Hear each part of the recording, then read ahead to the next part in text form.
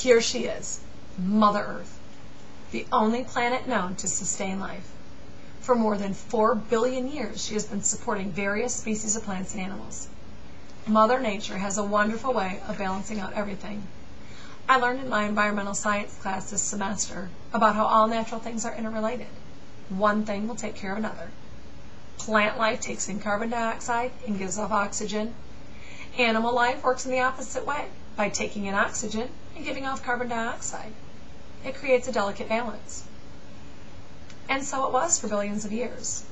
Then along came the humans. For a long time, people lived off the land. The hunter-gatherer societies understood this delicate balance. They took what they needed to survive and left everything else alone. There was no waste. Then things began to change. According to howtostopglobalwarming.com, about 240 years ago, an industrial revolution began. So people started making stuff. We like stuff. We like lots of stuff. We surround ourselves with all our stuff. All the new stuff that comes out, we want it. I'm guilty of that too. With each new computer upgrade or cell phone, I'm there with my hand out. But what do we do with all of our old stuff when it's broken or outdated? We throw it away and forget about it. The earth can't do that. Stuff in landfills will be there for hundreds of years. Plastic water bottles never go away. They're here forever. Our current way of life is hurting the earth. In an inconvenient truth, Al Gore points out how our habits are adding to the carbon dioxide levels in the atmosphere, and how that in turn is warming the earth. It shows here in this graph how the higher concentration of carbon dioxide levels directly correlate to the Earth's temperature. Here's the Earth's temperature in this gray line for the past 600,000 years. And on the top is carbon dioxide levels. With each spike in temperature, there's a spike in carbon dioxide levels. They are definitely related. We hear about global warming, or the new term for it, climate change, all the time in the news. Save the polar bears, the ice caps are melting. Oh no, there's a hole in the ozone layer. And not to mention the old standby, save the trees. Though when we think about it, saving the trees wouldn't be a bad idea, since that's the way Mother Nature intended it, for the trees to take carbon dioxide levels out of the atmosphere that we put in it. But how could we build up our cities with all the trees in the way? You know, we don't like to think about it, because the problems that the Earth will face may not affect us in our lifetime. But don't we want to save the Earth for our children, if not for us? It's a recurring theme in many of today's children's books. The Uglies, Pretties, and Specials series by Scott Westerfeld is set 300 years in a future that has been created after our generation that they call the Rusties almost ruined the Earth. The City of Ember by Jean Duprow is a city created basically to save the humans from themselves. In James Patterson's final warning, the final warning is that we are headed for an environmental disaster. Even this summer's blockbuster hit WALL-E takes place on an Earth that has been overrun by garbage. Why is it that we're entertained by the idea and not frightened? This idea is not science fiction anymore. The crisis is real. The good news? There are many solutions out there to help with the crisis on the Earth. There are products out there to help reduce the levels of carbon dioxide we send out into the atmosphere. For example, Toyota created the Prius. The hybrid engine does have lower carbon dioxide emissions than the normal combustion engines. There are even companies out there working on hydrogen-powered cars. Hydrogen's an absolutely clean fuel. The only emission is water.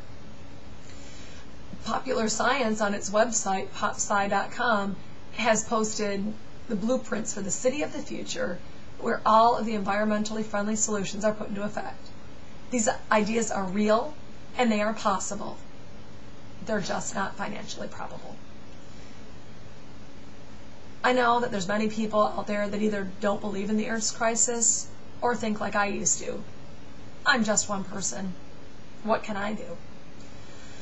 Well, if you're super wealthy, you could buy into some of the big ticket items, the hybrid cars or the solar panels. But the rest of us, we don't have to sit around and feel helpless. I found some solutions on stopglobalwarming.net. They're not only free, but they may save you money in the long run.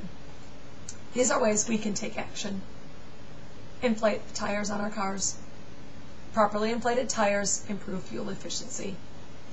Fuel efficiency cuts down on emissions. And there are still some gas stations out there that offer air for free. If we adjust our thermostats in our homes, this one's difficult for me because I don't like to be hot or cold. I like to be comfortable when I'm at home. I'm paying for it, right? But 2 degrees makes the difference. 2 degrees warmer in summer, 2 degrees cooler in winter. It could even save you about $98 a year. You could also set your water heater's temperature to no higher than 120 degrees. It is just one simple, easy way. Could save you some money on your electric bill for not having to heat the water so hot. I never use water at 120 degrees. That would be way too hot for my shower. And another thing that I never thought of until I looked up the solutions on this website. Unused electronics still use energy if they're plugged in. Simply unplug the things you're not using. Go around your house and look. Things like your toaster, your cell phone chargers, your radios. Depending on how many things you keep plugged in and decide to unplug, you could save around $256 a year. So the environmental crisis is real.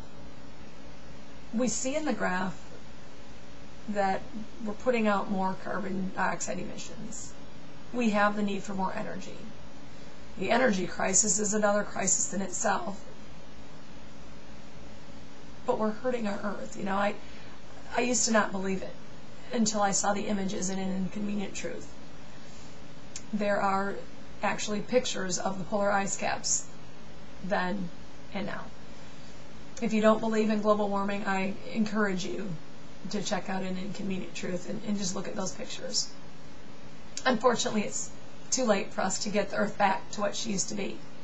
But there are solutions out there to stop it from getting any worse.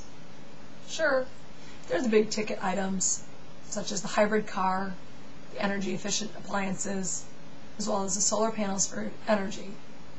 And maybe our children will be around when these are commonplace.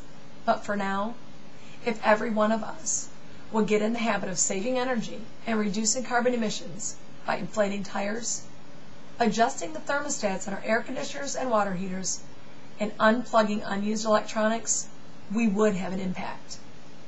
We could then pass on these green habits to our children. It's not too late to save the earth. What are we waiting for? It's the only one we've got.